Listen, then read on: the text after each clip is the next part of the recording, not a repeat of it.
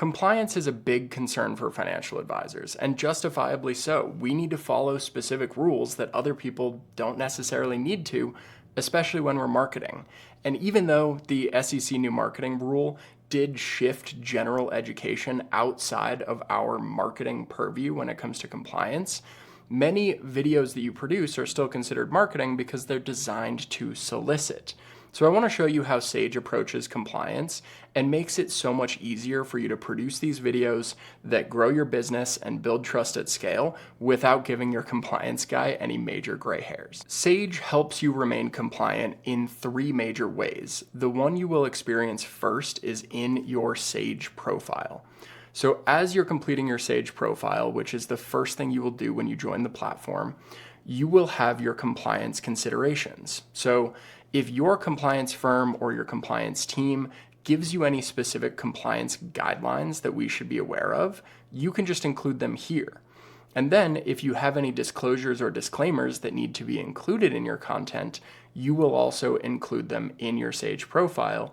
And you can also remove any specific terms or phrases that have been removed by your compliance team or just generally acknowledged against. And then you might have approved or not approved social media platforms. So let's say you can't post to TikTok, but you can post everywhere else. You will clarify that here. This is going to impact 2 other parts of your profile. The second one is your content AI description writer. So this video agent writes the video descriptions for every single one of your videos. What that means is that when you post a video to social media, you're going to have the video, and then underneath it, you're going to have that video description. Obviously, I'm not a compliance expert, but the feedback I got from the experts I collaborated with when I posted over 1,000 videos representing my firm, Hoskin Capital, was that you should include your generalized disclosure as many places as you can, which includes in the video descriptions. So when you go to generate one, you're going to have your firm information and credentials and your compliance considerations, which you just added directly from your Sage profile.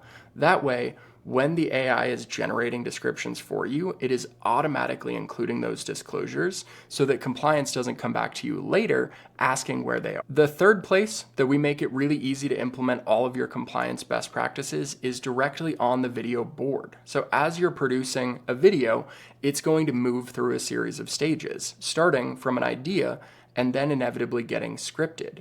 Once you have that script and you have the general description, this is often the best place to get a compliance review. This is what we do with the advisors that fly out to our studio here in Denver and film 120 videos in 3 days.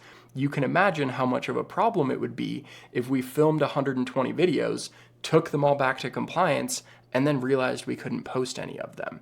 So getting an approval at the scripting level is essential. Luckily, it's super easy to do this on Sage because you can move all of the scripted videos into compliance review, and then you can just download it as a CSV.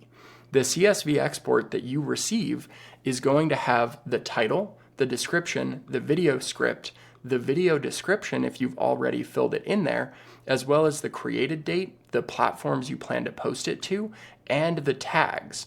So really, it's just everything that you're going to have on this card. As you can see, I don't have a video description in here yet, but let's generate one. So let's go to the content AI and let's go to the description writer. And let's go ahead and find the ones that are in compliance review. You can see that they're all tagged right here, right? So let's do avoid these common mistakes with self-employed retirement accounts because we already have the script in there. We're going to post to TikTok, LinkedIn, YouTube Shorts, Instagram, and Facebook. So as you can see, we already have the firm information and credentials and the compliance considerations. You can choose if you want to have emojis or not. I tend to have them, and we can generate the descriptions. So while this is generating, we can go back to the video board and we can take a look at these, right? So 3 powerful ways to maximize self-employed retirement. Not going to be pertinent right now because it doesn't have a video script. So we'll do this one instead. We can see that we have the video script and we have the tags that came through, but you can then specify what platforms you plan to post this video to.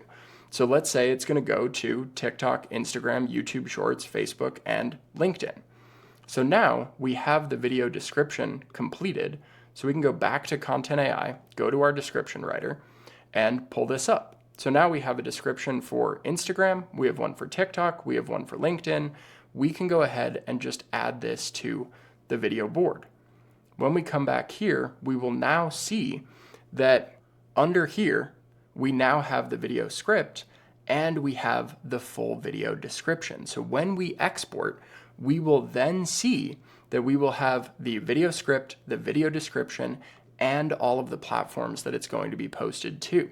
Based on our experience, this is what compliance need to give effective feedback on your content. And just like that, with 3 steps that are naturally integrated into Sage, you have made it so that when you submit something to compliance, they already have everything they need to give you the green light and produce your content.